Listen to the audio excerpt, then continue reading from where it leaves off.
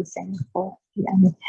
Kita lanjutkan dengan materi di dalam metalik bonding ya. Kemarin pertemuan selanjutnya sudah saya terangkan beberapa material atau beberapa logam yang dia ikatannya apakah ikatan logam ataukah kemarin kan sudah dibahas ya di dalam SPU itu ada yang berikatan secara logam, ada yang berikatan secara kovalen, ada yang nanti kalau dia bersenyawa dengan non logam ada yang berikatan secara ionik dan ada yang berikatan secara kovalen koordinasi.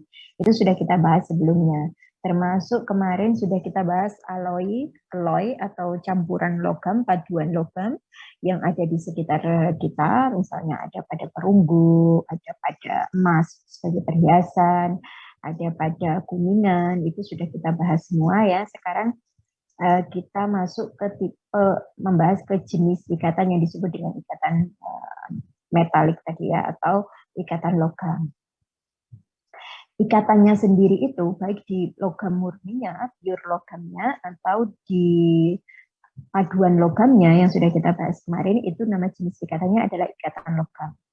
Nah, ikatan logam itu dia menyebabkan suatu logam itu memiliki sifat khusus atau kita sebut dia propertiesnya ya, sifat-sifatnya dari suatu logam ataupun suatu alloy itu sangat dipengaruhi oleh bonding dari unsur-unsurnya tadi. Nah, di sini ada structure of metal. Structure of metal tidak kita bahas sekarang, itu akan dibahas di semester 4 nanti, ada sendiri di mata kuliah struktur, itu kita akan bahas di sana. Jadi di sini kita hanya membahas di ikatan logamnya tadi. Ini adalah sifat-sifat alamiah dari suatu metal atau naturalnya metal itu sifatnya seperti apa? Satu adalah dense. Dense itu dia sangat rapat atau sangat rapat ya, sangat rapat. Tulisan di kanan ada the atoms present in metals are packed closely together. Jadi di dalam metal itu atom-atom itu tersusun secara susunan rapat atau dia tersusun secara berdekatan satu sama lain atau dikenal istilahnya adalah close packing structure ya, atau susunan rapat struktur. Yang kedua sifatnya itu adalah malleable and ductile. Malleable and ductile ini dia bisa mudah ditempa ataupun diregangkan. Kenapa di sini? Karena dia memiliki resistensi atom-atom itu yang rendah. Jadi di dalam susunan logam kita bisa melihat bahwa atom-atom itu tersusun nanti berada di antar aslinya apa ya, dalam satu lapisan ke lapisan yang lain itu ada elektron terdelokalisasi sehingga satu lapisan itu dia akan lebih mudah menggelincir di atas lapisan yang lain. Sehingga kalau kita punya pure metal itu dia akan mudah dibentuk ataupun dia mudah diregangkan atau misalnya ditempa menjadi suatu bentuk tertentu. Sifat yang ketiga yaitu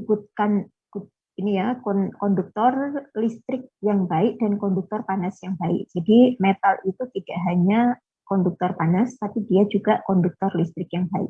Namanya konduktor berarti dia menghantarkan aliran listrik itu di sepanjang struktur daripada metalnya.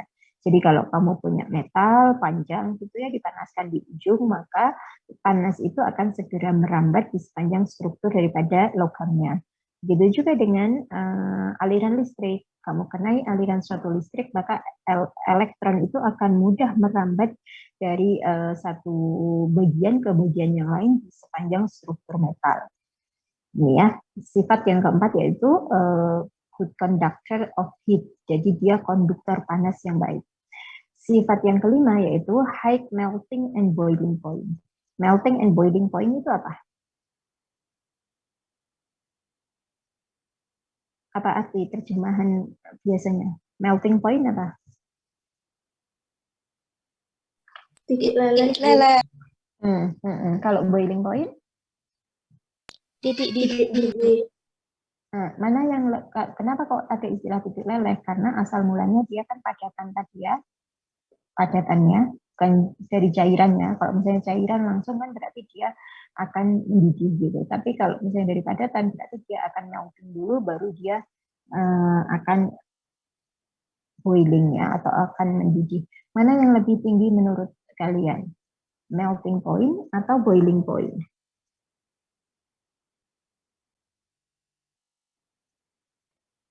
Yang lebih tinggi melting, yang terjadi dulu yang mana? Melting apa boiling?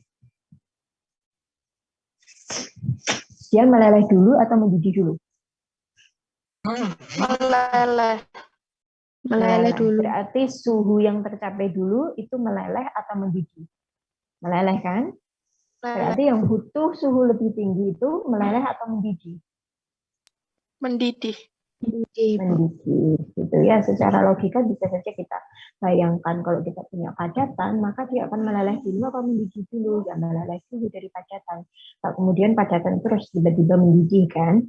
Nah, setelah mendidih nanti mungkin dia meleleh, dia menjadi lelehannya. Jadi lelehannya itu kayak semacam, ya bukan seperti cairan ya, karena semuanya berawal dari padatannya seperti lelehannya.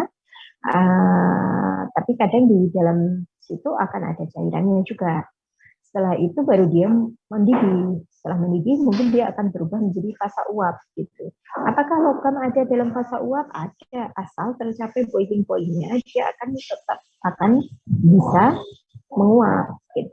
Nanti kalau di dalam ikatan ionik selanjutnya, kalian akan melihat bahwa ternyata ikatan ionik itu terbentuk bukan dari keadaan cair, tapi dari keadaan gasnya awalnya, kemudian baru memecah.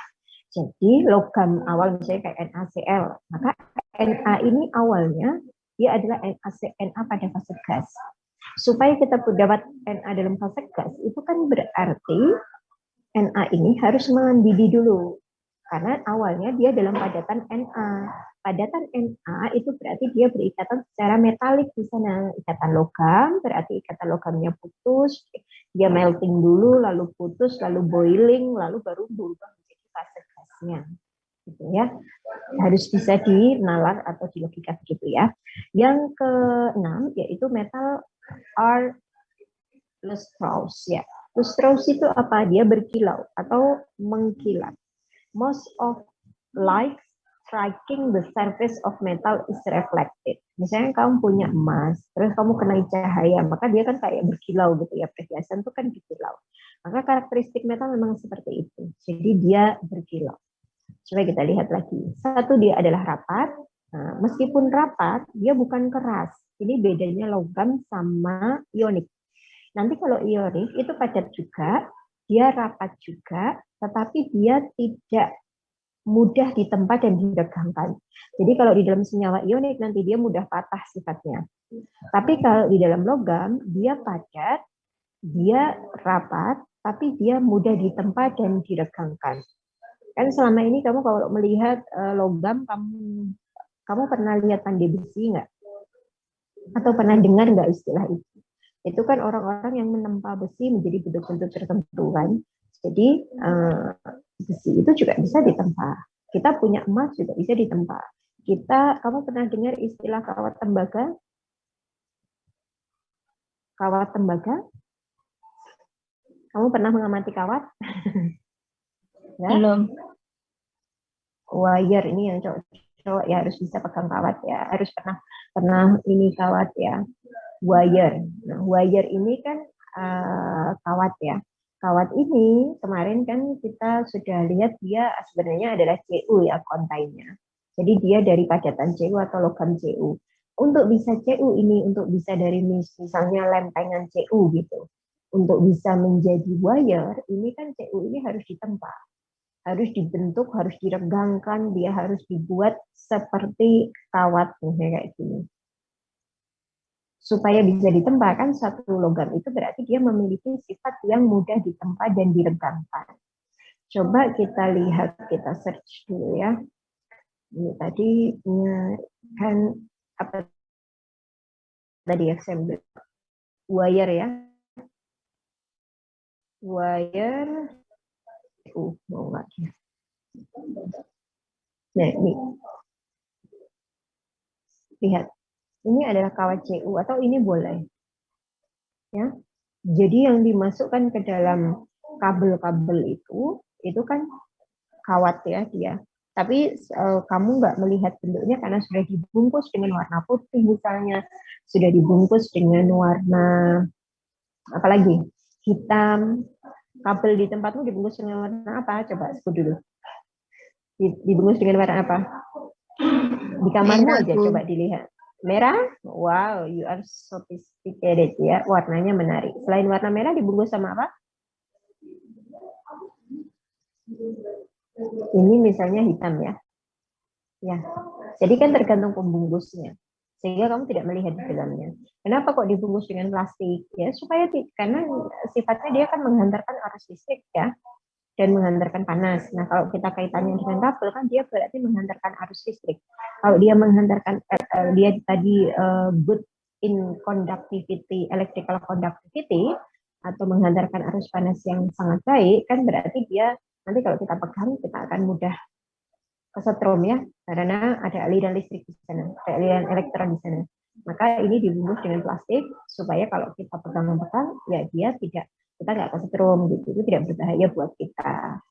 Atau dia menghantarkan arus listrik tapi safe ya buat kita. Nah kayak gini, warnanya kan kuning kemerahan.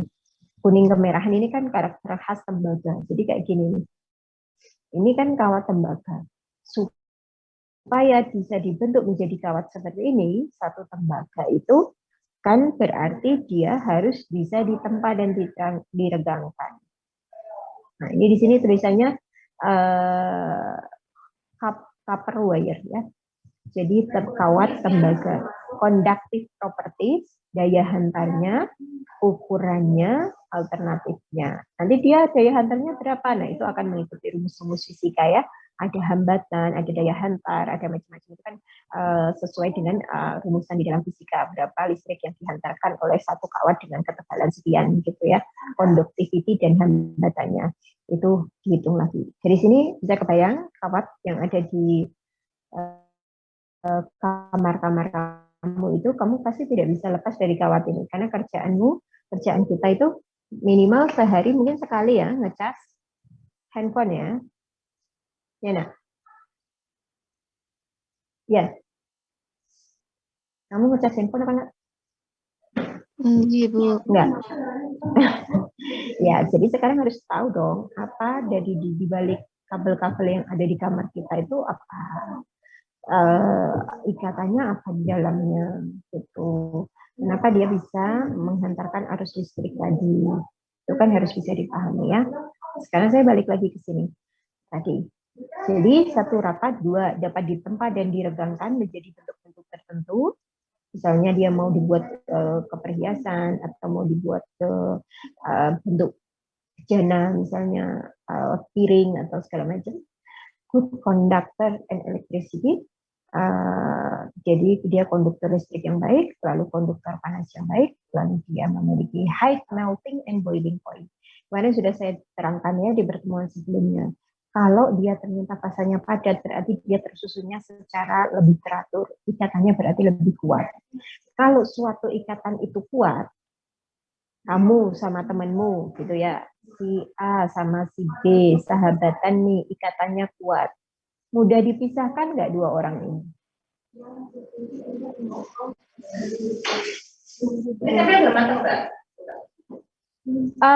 Dereng Bu, kerso ngambil itu tadi untuk umum. Kenapa nak? Gimana nak? Mudah dipisahkan nggak kalau ikatannya kuat?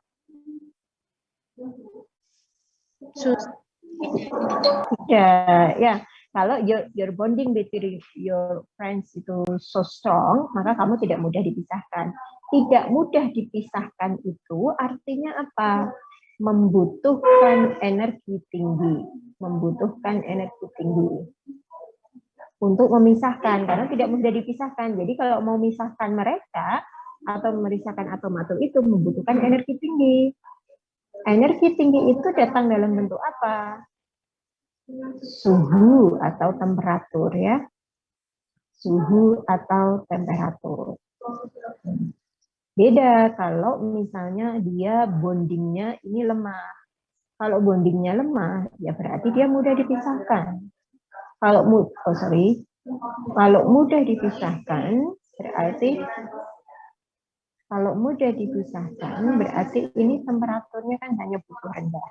Jadi kalau ada kata high melting dan boiling point, ini mengindikasikan kuatnya ikatan di dalam satu senyawanya tadi atau unsurnya. Strong forces of attraction, ya. Jadi butuh high energy. Jadi strong forces, gaya tarik of attraction ini kan gaya tarik ya, gaya tarik yang kuat. High energy is required before they can escape the influence of neighboring particle. Jadi dibutuhkan suhu yang tinggi supaya satu atom itu bisa lepas dari pengaruh atom yang lainnya. Metal lustrous, kamu catat GW ya nak yo. Bagaimana bahasa saya? Memang saya mengajarnya dengan bahasa Inggris, kamu harus bisa mentranslate-nya sendiri ya. Kalau misalnya ada yang nggak paham ini apa, kan dengan mendengarkan ini lebih paham. Most of light striking tadi ya, oke. Karena di dalam satu metal itu kan tadi ada banyak ikatan logam. Di dalam ikatan logam nanti kita melihat bahwa ada elektron-elektron terdilokalisasi. Elektron-elektron terdilokalisasi ini ketika dikenai cahaya, dia akan sifatnya reflektif. Sehingga kita akan lihat dia seperti berkilau. Oke, metallic bonding kemarin ini sudah saya terangkan ya.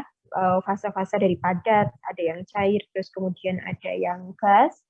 Lalu ini adalah kemarin itu anomali di dalam karbon ya. Karbon itu kovalen tapi dia wujudnya padat karena ikatannya yang kuat ya.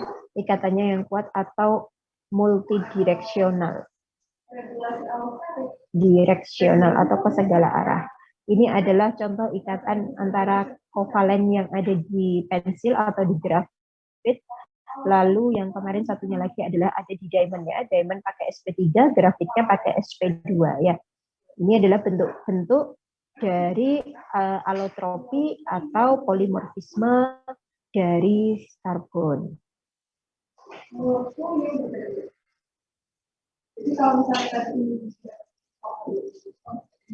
Oke, sini. Nah, sekarang bagaimana pola pengikatannya? Coba diperhatikan gambarnya ini ya. Atom dari suatu metal itu dia tightly packed together. Jadi sebenarnya atom-atom di dalam metal itu dia akan tersusun secara rapat ini. Tightly itu. Di dalam suatu gizi yang sangat besar. Similar to, berarti dia mirip dengan nanti yang akan dibahas di ionic compound-nya. Coba kita lihat di sini. Oke, sebelum ke situ sebenarnya harusnya ada satu lagi dulu. Ini nih, susunan rapat ini ya. Susunan rapat. Coba saya tanya. Kalau di sini saya kasih nomor nih 1, ini saya kasih nomor 2. Muncul nomornya? Muncul betul? Sudah, Bu. Muncul ya.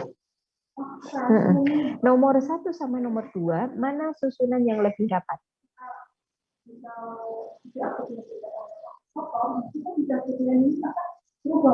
2 apa 1?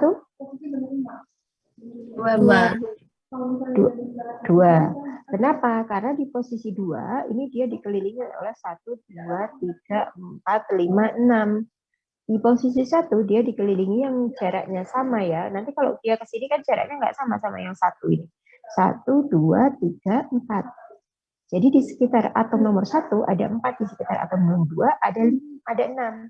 Jadi kalau kita bicara tentang rapat, susunan rapat atau spasial efisiensi, maka yang 2 ini susunannya adalah lebih rapat. Ini. Nah, susunan rapat ini nanti akan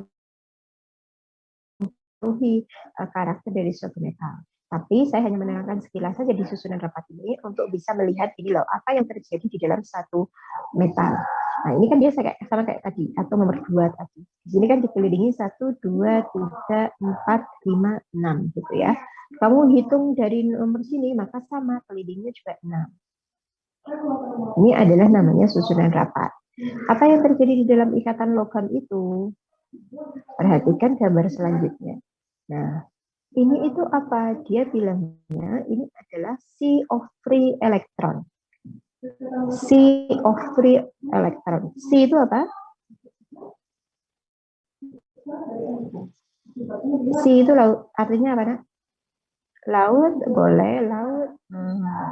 Free itu bebas. Elektron itu elektron. Berarti lautan elektron bebas ya. Jadi ada elektron bebas yang banyak yang dia seperti lautan. Kalau seperti lautan, ini seolah-olah atom-atom ini adalah dia terendam di dalam lautan gitu loh. Terendam dalam lautan elektron tadi. Sekarang pertanyaannya, elektronnya dari mana dan atomnya itu atom apa? Atomnya tentu saja dia adalah logamnya tadi. Misalnya kita bicara Na ya udah dia Na-nya. Kita bicara besi ya udah dia besinya. Kita bicara Al ya dia Al-nya. Kita bicara tembaga ya dia tembaganya. Lalu elektronnya dari mana? Elektronnya dari mana? Di sini dikatakan ya, the outer electron. Outer electron itu kan berarti elektron yang paling luar. Separate, dipisahkan from their atoms. Dipisahkan dari atomnya dan become delocalized dan menjadi terdelokalisasi. Delokalisasi. Coba antara delokalisasi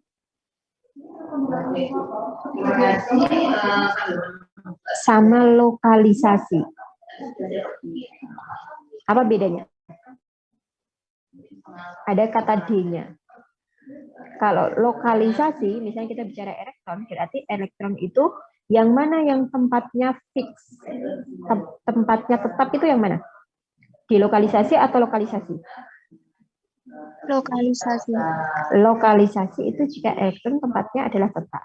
Delokalisasi ketika elektron adalah tidak tetap atau dia berpindah-pindah. Jadi elektron terluar tadi itu kemudian dilepas. Elektron terluar dari semua atom-atom ini itu dilepas, elektron outer elektronnya ini. Setelah dilepas, maka elektron itu dia akan mengalir di sepanjang struktur. Artinya terdelokalisasi tadi loh. Elektron itu bebas bergerak kemana-mana. Karena di situ ada banyak elektron terluar, maka seolah-olah dia akhirnya membentuk seperti lautan elektron. Silakan di screenshot kalau mau ini sebelum saya pindah ya.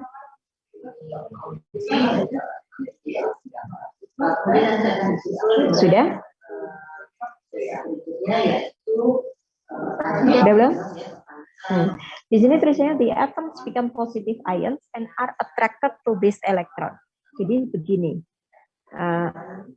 Kalau misalnya saya punya Na begini, dia kan susunannya adalah neon ya.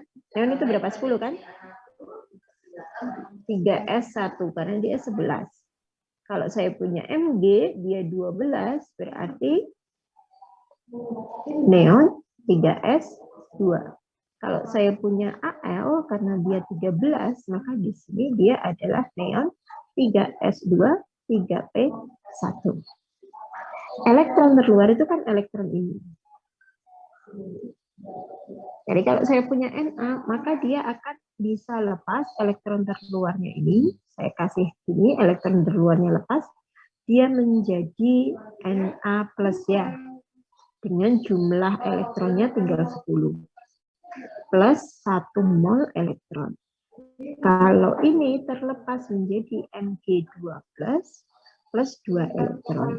Kalau ini terlepas menjadi Al3 plus 3 elektron. Ini adalah atom-atom yang digambarkan tadi. Jadi dalam menerangkan ikatan logam itu, seolah-olah di sana itu ada lautan elektron yang mengelilingi atom-atomnya.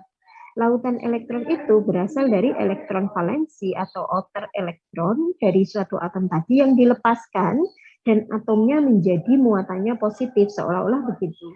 Jadi atom-atom di sini misalnya kita nyatakan Na, maka di sini Na plus. Nah, ini juga Na plus itu.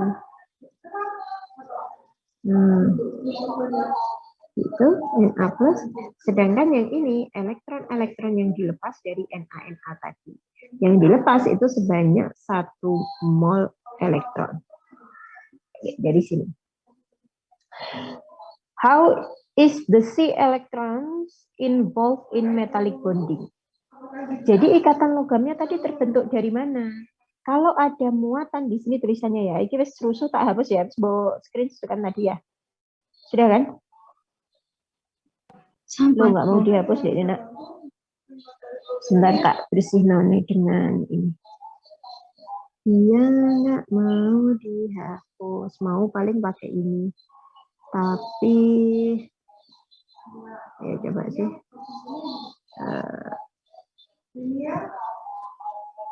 Oh ya.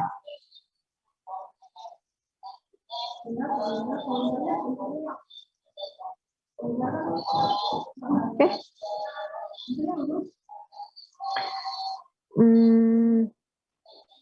Tadi apa nih? Oke, tadi ada ion positif, ada elektron. Nah, karena ini positif, ini negatif, apa yang terjadi antara positif dan negatif? Apa yang terjadi? Kalau kamu punya magnet positif dengan positif, apa yang terjadi? Tolak menolak. Oke. Kalau positif sama negatif? Tarik menarik. Jadi yang terjadi antara ion positif dan elektron yang dilepas tadi adalah tarik menarik. Jadi ikatan logam itu terbentuk antara tarik menarik antara muatan positif dari logam dengan elektron yang terdilokalisasi tadi. Dan itu terjadi pada semua atom dan semua elektron, sehingga disitulah muncul kekuatan daripada ikatan logam. Jadi kalau misalnya, sebentar saya hapus lagi. The outer electrons separate from their atoms and become delocalized, creating menghasilkan sea of electron atau lautan elektron. Atomnya menjadi positif, become positif, atomnya become positive, positive ions, and are attracted to this electron, dan tertarik pada elektron tadi. Jadi kan Na plusnya kan dikelilingi oleh banyak elektron yang terdilokalisasi tadi. Setiap Na plus dikelilingi oleh banyak elektron terdilokalisasi, sehingga ini ada tarikan antara positif dengan negatif dengan lautan elektron tadi. Ini yang menyebabkan ikatan logam itu sangat kuat. Jadi dikatakan this attraction is called metallic bonding. Nah, ini headset apa itu namanya? Headset saya mati ini sudah. Nah, jadi atraksi ini disebut dengan ikatan logam, dan ini yang menyebabkan why the positive metal ions do not repel each other. Tadi kan aku bilangnya kalau positif ketemu positif itu kan dia akan tolak menolak ya. Di sini kan ada positif, di sini juga ada hai. Mau ke lab tah? Iya. Ya, ada Bu Arwe. Nah, kenapa antara positif Na ini tidak tolak menolak? Karena di antara ini ada apa? Lautan elektron. Ini yang mencegah Na itu bertemu dengan ion positif Na, dan justru Na plus ini akan tarik menarik dengan elektron yang terdilokalisasi di sini, sehingga dia mempunyai ikatan logam yang sangat kuat. Bu El, aku mau tanya, lupa mau WA, gak ada tukar uang nggak Bu El? Lu Mbak Weni? Mbak Weni tak? Gak salah nih Kak, biasanya itu gak ya? Iya, aku biasanya lewat Mbak Weni. Oh, kok ya Mbak Weni. Kau yang ono tak kandang? Piruan men? 10.000 aja. Aku ini wis oleh aku 20. Sak bedel. 20. 2 juta. Tadi aku yang ngomong Mbak Weni ono duit 10.000 ambek sampai aku 5.000 nanti lagi aku jaluk. Aku mau 10 aja wis kan. Ya. Aku kok ini wis wong blanang di omah kok gak ngabari ku. Di sini ono wong gang. Nah omah ibu ini sisi wis pensiun. Asik. Aku elengnya. Mudah-mudahan yo. Minami. Kok enek rezeki lah. Jadi Mbak Weni. Aku terus oleh pisan. Wis sing 10 juta jadi nanti Tanya aja jadi. Thank you. Maaf ya, intermezzo. Karena mau lebaran kita nyari uang recehan. Kamu is gede gak dapat angpau kan? Masih dapat. Ya ini di sini coba tadi adalah ilustrasi secara ini kau bisa bayangkan sendiri mungkin agar kita mudah dilihatnya seperti ini karena elektron tadi sifatnya terdilokalisasi ya jadi elektronnya tuh mudah berpindah. Ini jalan kan ininya ya animasinya jalan kan gerak kan yang merah-merah Ya Ibu. ini mewakili elektron tadi yang bergerak atau terdilokalisasi tadi. Nah, akhirnya ada tarikan antara Na plus dengan elektron yang terdilokalisasi. Jadi bukan hanya satu elektron yang dia lepas sendiri tadi ya, dengan elektron yang terdilokalisasi itu tadi, ganti-ganti yang dia bergerak terus. Nah itu yang menyebabkan, makanya dikatakan antara muatan positif dengan elektron terdilokalisasi. Sehingga dia ikatannya menjadi sangat kuat. Karena ikatannya kuat tadi dia sukar untuk dipisahkan. Kalau sukar untuk dipisahkan, maka untuk mengubahnya menjadi fase lelehan ataupun fase gasnya tadi diperlukan suhu yang sangat tinggi sehingga melting point dan boiling point-nya adalah tinggi. Ini packing efisiensi tadi sudah, ini nggak masuk ya, ini masuk dalam struktural nanti di semester 4. Saya skip. Oke, let's see. Yang di skip lebih banyak ya daripada yang diterangkan. Ya karena itu bagian dari ini ya. Ini kalau emas murni ya, emas murni dia sangat lustrous, dia sangat berkilau ya, warnanya kuning. Kalau emasmu tidak berwarna sekuning ini, coba dilihat masnya, kalungnya mungkin, atau antingnya mungkin, atau cincinnya mungkin. Kalau emasmu tidak sekuning ini, nah, berarti kemarin ada campuran apa? Ojo Islam. Ada paduan logam apa kemarin? Kalau emas untuk perhiasan? Apa? Ayo. Hei, lewes lali. Tak jiwit. Coba dilihat kalau emas kemarin paduannya apa? Catatannya? Tembaga Ibu. Oke, tembaga atau seng mungkin ya. Itu adalah paduannya. Jangan lupa silakan dibuka lagi ya. Jadi jangan cuma datang Zoom, duduk manis, nggak tahu mendengarkan atau enggak, terus pelajarannya diabaikan, jangan begitu.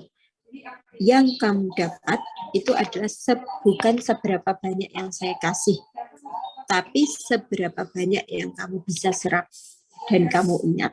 Itu yang menjadi pengetahuan. Ya. That's depend on you, not on me. Oke, ini adalah boiling point. Coba di sini lihat ada litium, melting point-nya 180. Itu untuk melelehkan litium saja butuh 180 derajat Celcius. Tapi untuk boiling dia butuh 1347. Di sini secara jelas kita bisa melihat bahwa melting point jauh lebih rendah daripada boiling point. Karena padatan itu akan meleleh dulu sebelum dia mendidih ya. Lalu timah 232, 2623. Aluminium 660, 2467. Barium dan seterusnya di sini. Kalau misalnya tadi ya dari Na tadi ya dia kan menjadi Na plus ini karena di ruang dosen ya jadi agak ramai karena banyak yang zoom juga. Mg2 plus plus 2 elektron sama Al3 plus 3 elektron. Kalau dilihat dari jumlah elektron yang dihasilkan, mana yang paling banyak? Untuk satu atomnya, mana yang paling banyak? Hei, gak ada yang jawab. Antara Na, Mg sama Al itu loh. Mana yang jumlah elektronnya paling banyak? Jumlah elektron dilepaskan Al. Jadi kalau di dalam Na hanya melepaskan 1 mol, kalau di Mg 2 mol, kalau di Al 3 mol. Banyaknya elektron yang dilepas seperti ini, dia akan berpengaruh terhadap kekuatan ikatan logam. Jadi kalau dari ke bawah, atas ke bawah ini, ikatan logamnya berarti lebih kuat yang dia menghasilkan jumlah elektron yang lebih banyak. Ikatan logam akan semakin kuat. Ketika ikatan logam semakin kuat, maka melting point dan boiling point juga akan semakin tinggi. Ya. Dari sini ya. Sudah dapat ya? Jadi untuk menjelaskan bisa kita juga lihat di sana. Ini polimorfisme kemarin, ini gambarnya ya. Jadi dia berubah dari satu bentuk ke bentuk yang lain. Itu memerlukan tekanan dan suhu yang tinggi. Density of metal, ilustrasi sifat. Metals are malleable because